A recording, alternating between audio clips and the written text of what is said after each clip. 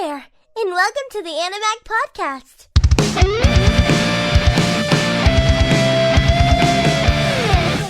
Hey, what is up, everybody? Welcome back to Animag, the #1 anime podcast that probably has the flu right now. I'm your host, Asylum, sitting here with Amicus, and we are back at it. Episode 2, Chainsaw Man. Hell yeah! I'm talking, we're watching chart-topping anime right here, right now, folks. There's going to be certain people that say otherwise, but Chainsaw Man is the chart topper. Before it was on the charts. So. That's what I told Yeze. We owned the whole Arc 1 collection before the anime ever dropped, so we can call ourselves fans. Yeah. I kind of feel like the season is flying by, man. Like, from reading it and watching it, it's like, holy shit, it's going by fast. I don't know if it's flying because of the schedule change where it's not happening on a Friday and then I have all week to edit and get it out. It's like kind of in the middle of the week that it's happening. Maybe that's just fucking with my head, but I feel like episode 2 came quick and we're recording this right now and I feel like episode 3 is just like right around the corner. It's doing some weird shit to my head. And for this particular episode, I have to point out episode 1 was only chapter 1 from the books. But episode 2 goes from chapter 2 to about the middle of chapter 5. So like I was saying, they're starting to consolidate a bunch of chapters into one episode. Oh, yeah. So, and we're starting to see some smaller differences from the show versus the manga. There's not anything major that's gonna change the story, but it is small enough to notice. Cause like in the manga, for this episode particular, the show has a car ride scene that actually doesn't even happen in the manga. They have a whole scene where Denji saves this little girl. That doesn't happen in the show. So small, minute things, but still an incredible show. I'm putting it pretty high up. I'm putting it pretty high on this episode too. Also, I probably sound like dog shit. It is because I really do think I caught the flu from Yeze, who's been open mouth coughing. So let's do it, man. The episode opens up with Denji and Makima. You as the viewer are going to learn her name later on in the show. If you've never read the mangas, you don't know her name up to this point. So they're riding in a car and they're on their way to Tokyo, and we know this because the title of this episode is Arrival in Tokyo. Here inside the car, we can start to notice some of the slight differences from the manga and this show. And during the ride, we hear Denji's stomach growl multiple times. This man's hungry, okay? Remember, he just slashed up half of the Yakuza and then got into a car with Makima. So it seems like they just took him from the warehouse and hit the road right away. Makima tells him that he's in her care from now on and that she expects a yes or a wolf, like a dog, like woof woof, for answers. No. She doesn't need a dog that says no. And to himself, he says, I thought she was nice. I kind of liked her, but I had no idea she was scary like this. It's like, my friend, you have no idea. God, I don't love her. I woof her. Bro, make me puke. His opinion on her and how scary she is going to quickly change because she offers to pay for his food when she hears his stomach growling for a second time now. She even gives him her coat because he was still in just his shorts from after his big fight with the Yakuza. And this gets him thinking about how no one's ever been nice to him ever in his whole life, much less a girl that was pretty. Then he blasts the L word in his mind, of course, but he's like, I love her. Slow down, buckaroo. Good God. She gave you her coat and she's paying for your food. You don't love her. And then the intro rolls, and after the intro, we see them at a shop ordering food. Denji's weak from the fight and he starts to pass out. He falls over and his head winds up smacking right into Makima's titty, okay? His face is just firmly planted right onto one of her titties. And I'm gonna say that boobs are kind of a major focus on this episode. You know, it's gonna be brought up a few more times. It's a trip! It's a trip! Here's the thing. If that isn't enough in itself to rate this episode a 10 out of 10, then I don't know what is. Just to give you a note, I didn't rate this a 10, but got a lot of titties in it. It's good enough for me. We learn that the chainsaws actually cut up Denji when he transforms, so the loss of blood from that can make him weak. Makima asks how he wound up like this, and he explains the situation with him and Pochita. She tells him that there's not a lot of precedent for this condition, meaning that it's super rare, and the condition's actually so rare that it doesn't even have a name. Makima then says that she does believe him because she has a great sense of smell, and she says that his friend, meaning Pochita, is alive inside of him. But not like, you know when someone's like family member dies and they're like, yeah, they're with me. She doesn't mean like that. She means like Pochita is actually alive inside of Denji because she could smell both human and devil scent on him. And this obviously excites Denji to learn that his friend Pochita is indeed not dead, but just kind of living inside of him. And then he passes out again. Oh my god. Bro, he's weak from the blood loss. He wakes up and they kind of have a moment with the food that they ordered. Makima winds up feeding him. Oh and my god. Here's your part, buddy. Ah. Right here. Right here, we finally see Makima tell him her name, and he asks her if there's a type of guy that she likes. And she says, I'm into the Denji type. And he freaks out, and he's like, dude, that's me. Oh my god. She doesn't need to be, it's a trap. She doesn't need to be leading this man on like that. We know her ass doesn't like him, but it's kind of obvious to see, even if you've never read the manga, is like, she's leading this man on for a purpose. Yeah, the next guy she hires, oh yeah, I'm into your type. Oh, yes, yes. She always says that to everybody she scouts.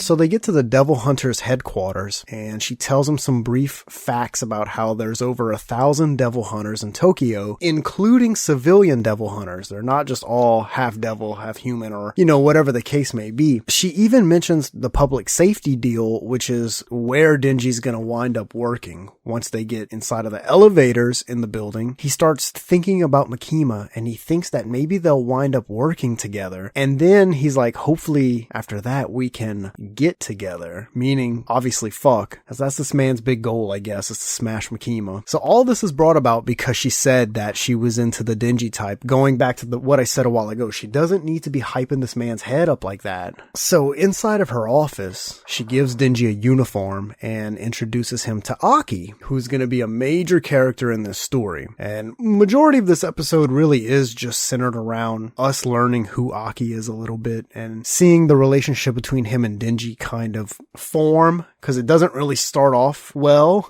They really didn't like each other. So Denji's gonna wind up shadowing Aki for the day. And Aki grabs the back of Denji's shirt and he's like, you're not even in Makima's league, because he was like, wait, Makima, I thought we were gonna be working together. So Aki's like, hell no, you're not even in her league. And then he drags him out of the office. And like I said, at first they really don't get along. Denji falls to the floor. Okay, this is still in the office. And he's down there and he's bitching about how he wants to work with Makima. So she walks over and she bends down. She starts tying his tie a little bit. And she's like, if you do a good job, we can wind up working together someday. She's just back on her bullshit, dude. Well, that's one way to get Denji on your side. Yeah, he hears that and he's like, oh, fuck yeah, goes out, crushes the day.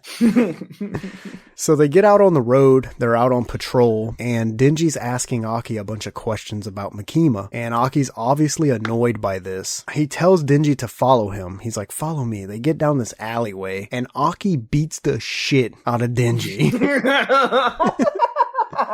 I'm talking like not a slap. He doesn't shove him to the ground. He beats the fuck out of this kid. He tells Denji how people who take this job without thinking it through always wind up dead, and he should just leave right now. He realizes that Denji just took this job because he's after Makima. When he says this to Denji, Denji confirms by going, ding dong. Ding dong. So even though he just got his ass kicked, he's still being sarcastic, and he's doing all this. He's like laying on top of some trash bags because he's on the ground. Like, Aki fucked him up that bad. Aki kind of finishes up and he flicks his cigarette onto Denji's chest and then he spits on it to put it out. Oh my god, I can't wait for this. Aki says, I'll let her know that you ran off, scared away by the devils. And then he goes to walk away. And the next thing you know, Denji gets up, runs towards the back of Aki, and kicks him square in the nuts. So Aki falls down onto his stomach and Denji kicks him in the nuts 4 or 5 more times. While he's kicking him in the nuts, he says, when I fight a dude, it's nuts or nothing. Nuts or nothing.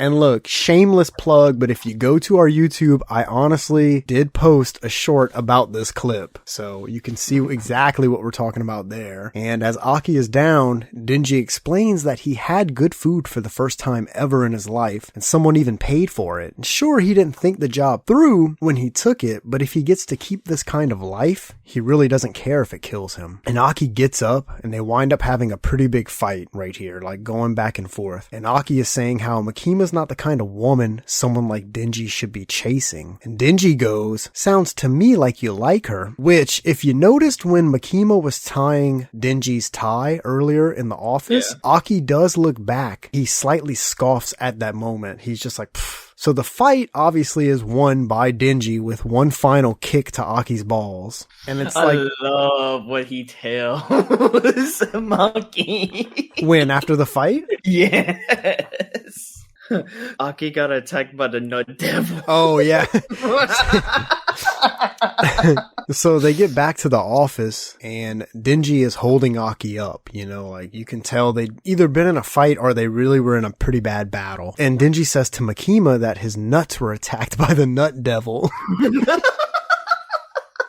And Aki tries to rat him out. He's like, what? No. And Makima says, she breaks in, she goes, so you think you two can work together? And they both say no. But Makima's not having it. She says, I'm glad you two are getting along. And then she explains that Denji's going to be joining Aki's unit. And Aki's obviously not happy about this. The dude just got kicked in the nuts 37 times. Of course you don't want this fucking maniac working on your team.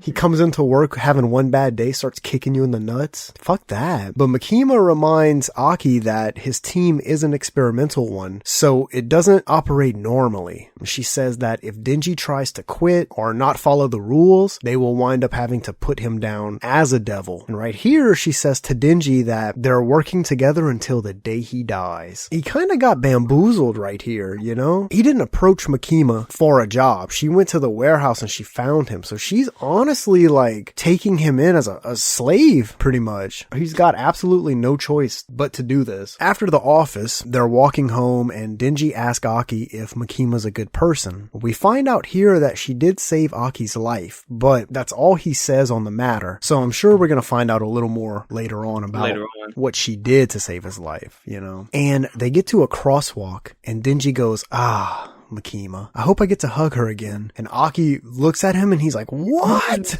What? And this only furthers our suspicions that Aki does like Makima. Right here in the show, we learn that Denji will be living with Aki, so that way he can keep an eye on him. And Denji really isn't the best roommate. He eats all of Aki's fucking bread and jams, uses all the fucking toilet paper, and he doesn't replace it, falls asleep on the toilet, and he takes fucking super long baths. Basically, it's everything you don't want in a roommate. Yeah.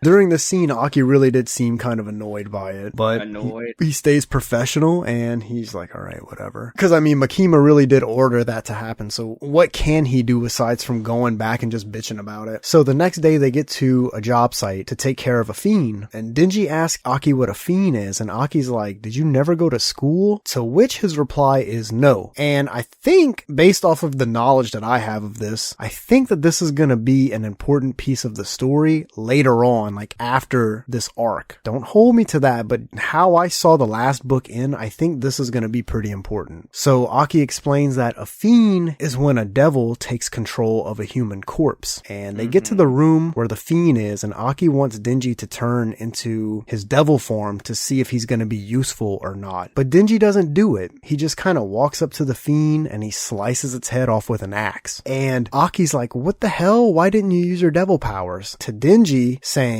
well, when I use my powers, they get really messed up, and I wanted to make it as painless as possible for him. This pisses off Aki. He slams Denji's head into the window, and he's like, look, these things don't deserve any remorse. We wind up learning that Aki's family was killed by a devil right in front of him, which is kind of sad. So Aki then says, what are you trying to make friends with these things? And Denji goes, well, if there's one that would be my friend, then yes, because I've never had any friends. And Aki walks away away, and he goes, I'll remember that. So I think maybe that statement, if Aki can remember, is going to be a problem for Denji and Aki. That was a heavy moment, a heavy scene right there. And then after Aki leaves, fucking Denji sees the fucking Playboy magazines. Gotta like, get the porn. I'm gonna take this off of you, man. And I did want to transform because I didn't want to get blood all over these babies. That was my favorite part. Denji sees the porn and he bends down and he's like, honestly, I was just trying to keep all the blood off of these bad boys.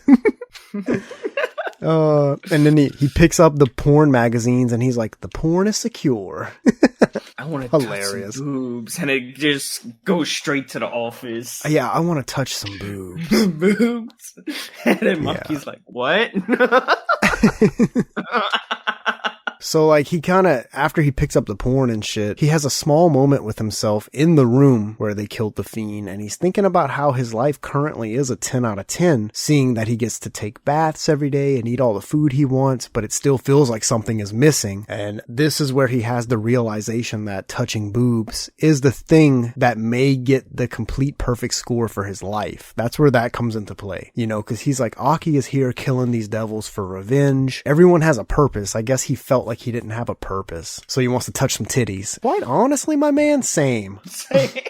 So back in Makima's office after the job, he's still daydreaming about boobs, and she's explaining that she's going to be assigning Denji a partner. Oh, yes! Seeing that the teams patrol in pairs of twos, and Makima says, be careful, she is a fiend, and then bam, we meet Power. Woo! Power! I'm gonna say that I don't particularly care for Power. I think I love Power. I have a bunch of reasons that I can't say for spoiler purposes. I will say that I just don't like her because she doesn't think and she just goes. You know what I'm saying? And you see that in this episode. We'll get to that. She doesn't rationalize anything. She just kills, you know? And I get it. She's a fiend, but come on. That's what I love. So Denji's like, you're a girl and a fiend? Are girls even allowed to be devil hunters? And then he focuses in on her boobs and he legit forgets about everything he was saying. He's like, okay.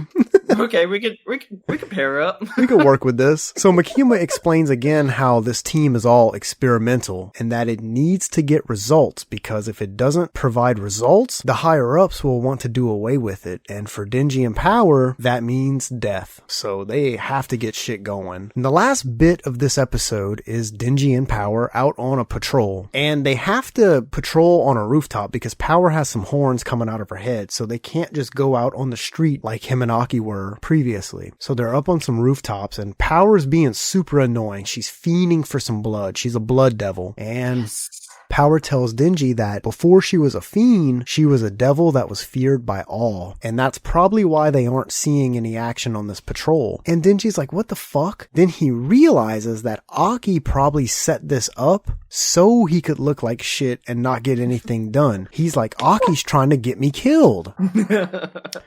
And it's like, if you really think about it, it kind of makes sense. Is Aki trying to get Denji killed? Putting him with this fucking nutcase? First of all. Fucking Aki. I am the only dog she needs. Not you. I will be the only good boy around. Woof!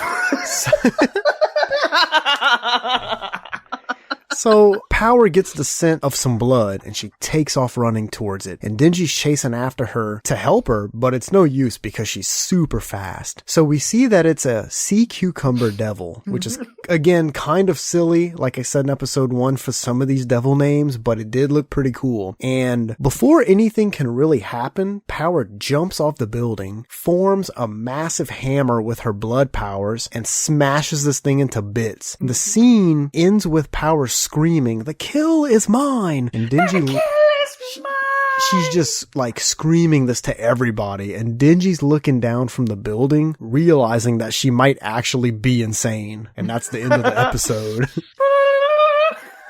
And then, of course, we get the second outro for this season, which I did like. I thought it was a solid 8 because I really did like the bass work for it. I did too. I loved it. I thought it was pretty jazzy. And that's the episode, man. So that's chapter 2 through about midway of chapter 5, which I think is something I want to do with this show. I want to see how many chapters they'll consolidate in each episode, you know? Yeah. Chapter 1 was thick and long enough to be one episode. I can see why they had to consolidate because chapter 2 was super short. So we got like 3.5 chapters out of this episode. And honestly, it was fire because they introduced 2 big players that are in the story. Yes. We get a good bit about Aki, and we get just enough about Power. We got 2 dogs that are trying to be the main dog for Maki, and we got one that's insane and just wants to fight. Yeah. Power, I think, is going to wind up being some problems, or she's going to wind up being a problem on some jobs because she doesn't have the ability to just rationally think something out. She just wants to fucking get it done so she can get blood. And it's also going to be a little interesting to learn more about her, you know, because she is a fiend, which means a devil took over the body that she's in. So I wonder if maybe we'll get some information on how the body that devil's in, maybe how that body died or how it came to be. I think that would be pretty interesting. That would be interesting. So I think for me overall, this episode is probably going to get... Yeah, it's tough. It's tough. Okay. 9 out of 10. 9 out of 10. 9 out of 10. I had it at a 9 on my initial rating. I kind of want to drop it to an 8. This episode for me is going to also... You're telling me you didn't laugh at Denji versus Aki whenever he was just aiming for the fucking nuts like he was the Nutcracker. I'm going to be honest with you. That's what's going to save the score for it. I'm going to keep it at a 9. Was mostly because of the nut scene. And the cucumber devil, the fucking pedestrian. I guess the devil corpse or whatever was making a call. Yeah, we need backup. It's like episode 1 was a 9, so that kind of got me thinking weird, but this is also a 9. It's just not in the same way that episode 1 was a 9. You know what I mean? Yeah, episode 1 was like a 9.5 for me. And episode 1 was just... It's a 9 in the world of openers for seasons. This episode's a 9 in the world of now we're getting introduced to main characters in the story and how much of that character are they giving us to bring us back. And I thought that this episode did a good job because we learned about Aki's family. We still have more stuff to learn about how Makima saved him and all that. And we also get to meet Power, and they don't give us a lot about her, which is what they want us to come back for on the next one. They give us just enough, and that's why I think this is a 9. And of course, the nut kicking scene was just hilarious. I was just laughing. I was like, oh, I forgot this guy kicks him like 5 to 6 times in the nuts. Dude, that man and then goes back to mocking. It's like, yeah, he got attacked by the nut devil. That man's nuts must have been swollen up like some softballs. I'm really enjoying this as a show. Like, I really liked it as the mangas, of course, but something about the show just does it a little more for me. It's just like, when I was just gonna read one chapter of the manga, it just sucks you in. Yeah. I just could not put the book down until I mean, I'm not gonna say that every single book out of the first arc was a banger, because there were some that drug for me, and I'm like, oh, let me just get past this to pray that the next book is better, but every time that would happen, the next book was better. And it only happened twice. I think it happened around book 5, because when I got into 6, it was popping, and then I think like 7 drug and 8 popped, something like that. But you can pretty much expect that with any manga. It's not going to be a situation where every single book absolutely blows your mind. Yeah, and people have like different tastes, so. But knowing where they are here in the mangas, I'm getting kind of excited for episode 3. Because I am very excited. We are about to get to some fucking action, y'all. So, I don't know. Pretty much it, man. It's not, I don't know. I feel like this was a long-winded episode because there was a lot to take notes on. Yeah, you're basically just getting introduced to some characters. There wasn't a major fight, which there ain't always going to be a major fight. That's true because there's still a fuck ton of people they have to introduce. Oh, yeah. And it's going to be interesting to see how they do that. How many of those introductions are they going to try to squeeze into one episode? I think if they do it like this, it's going to be fine because we get one almost full introduction and one kind of half introduction. I think that would work. It would work better for us because if you do 3 introductions in an episode, it's going to probably take like 40-50 minutes for us to podcast about. Which is fine. I don't mind doing that, but, you know, save some juice for season 2, man. Save the juice. I'm curious to see if there's no way they're going to do all of the first arc in one season. There's no way. Might never know. Dude, they'd have to start consolidating so many chapters because we're going into episode 3 and they're already on like midway of chapter 5 of the first book. It just depends. I'm talking, they would have some of the chapters being one episode. Dude, they would have to start consolidating books because there's 12 books in the first arc. Well, 11. Yeah, true. 11. Like, I think this first season's probably going to stop somewhere around book 4 or 3 because there's like what, 12, 20 chapters in a book? No, it's gotta be less than that. So? Because I was in book fucking 10 and I was on chapter 80. I guess we'll just have to see, man. That's actually a good thought. I'm about to go back when we get off of this and look and try to figure it out. Maybe it'll be around book 5 will be the end of season 1. We get a season 2, it's the rest of the arc, and then season 3 will be the new fresh arc. Which we just have to see. Which I have a feeling what that's gonna be, but I'm not gonna say it in case you didn't read it. I don't want to spoil it for anybody. I'll just let the show tell the story, which is kind of hard because there's a lot of shit I want to spoil. Even though we might not spoil it, just watch out for the chat because they might spoil it. Yeah, the chat might spoil it, so you never know. It's kind of weird that like now that we're done with the podcast, I'm kind of feeling okay. Or episode 3. Episode 3 this week on a Tuesday. I feel like my voice is really warmed up now. When we started, it was rough. But anyways, we hope you guys enjoyed. Thank you for listening, and we'll see you next time. Until then, so long, everybody. Woof! Sayonara. Oh my god. I have to do the wolf. Thank you for listening. Be sure to visit our website at www.animag.org. See you next time.